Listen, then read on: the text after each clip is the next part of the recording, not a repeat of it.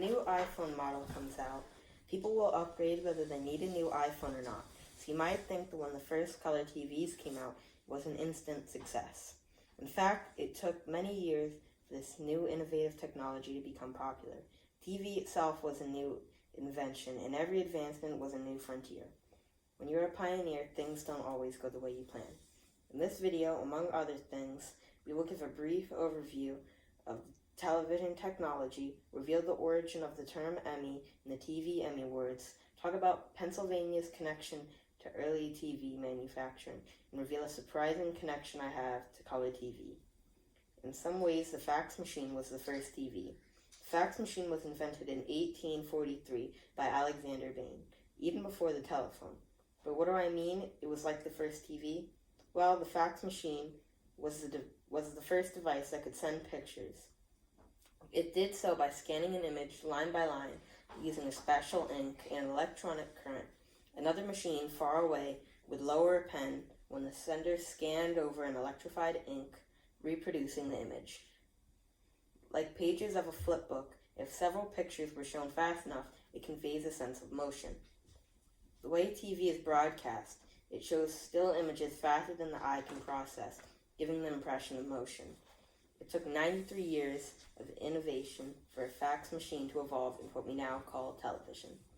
The first TVs, called the Nipkow disc, had both electronic and moving parts.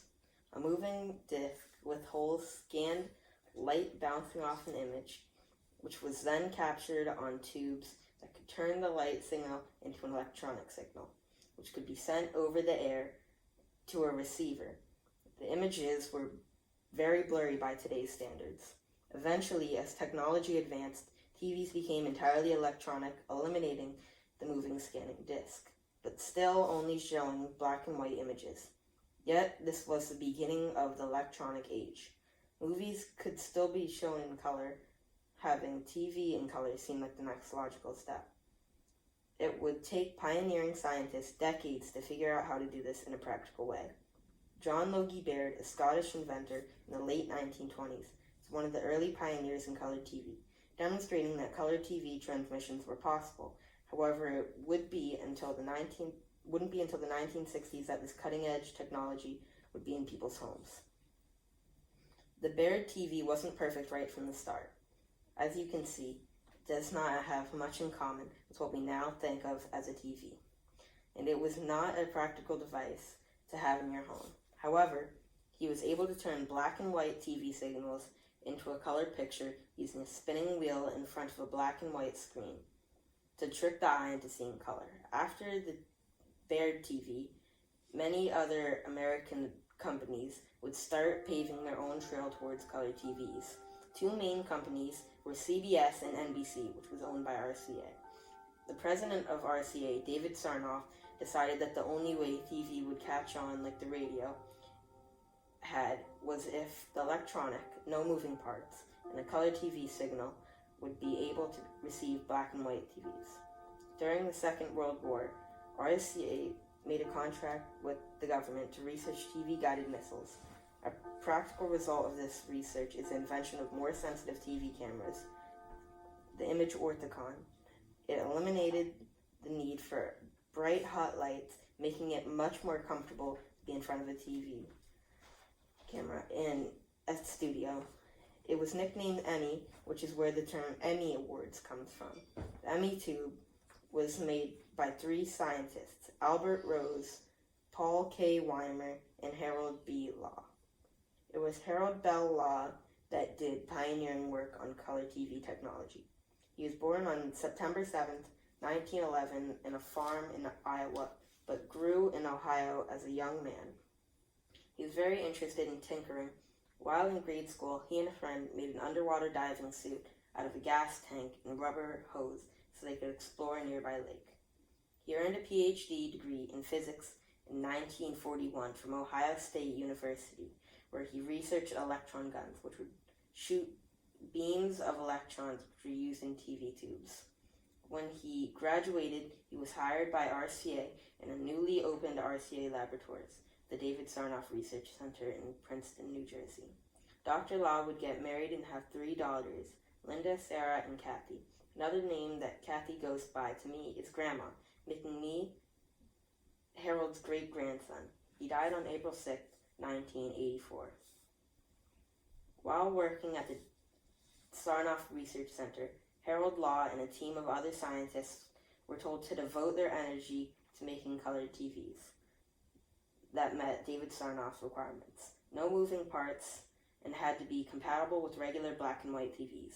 Meanwhile, at CBS, they had piggybacked off the idea of Baird's colored TV, which uses a spinning color wheel in front of the screen to create the illusion of color.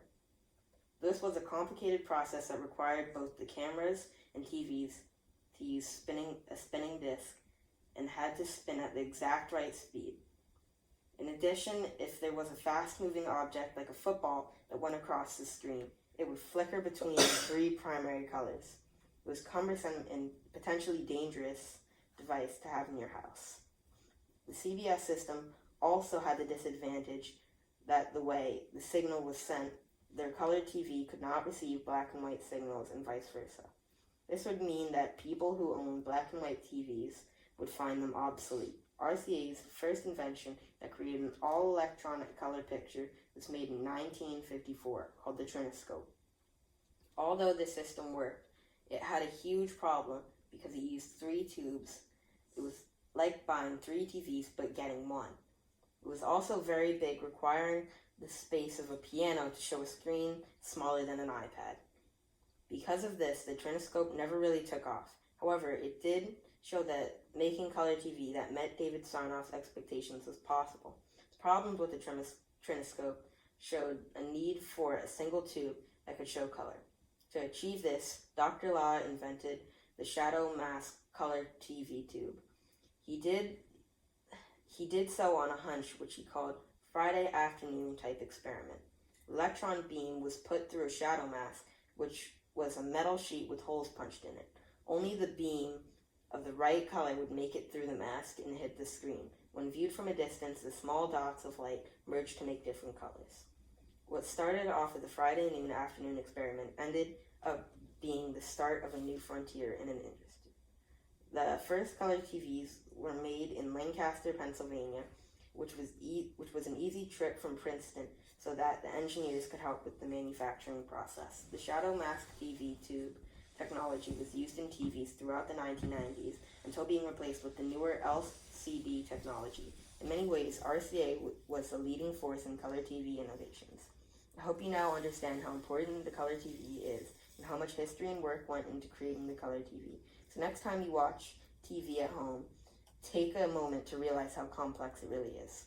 In order to sell TVs, RCA needed to figure out what to broadcast on TV. But that's another frontier. This has been Cole Orlowski and Noah Nagayan. Except that Noah Nagayan, he didn't do shit.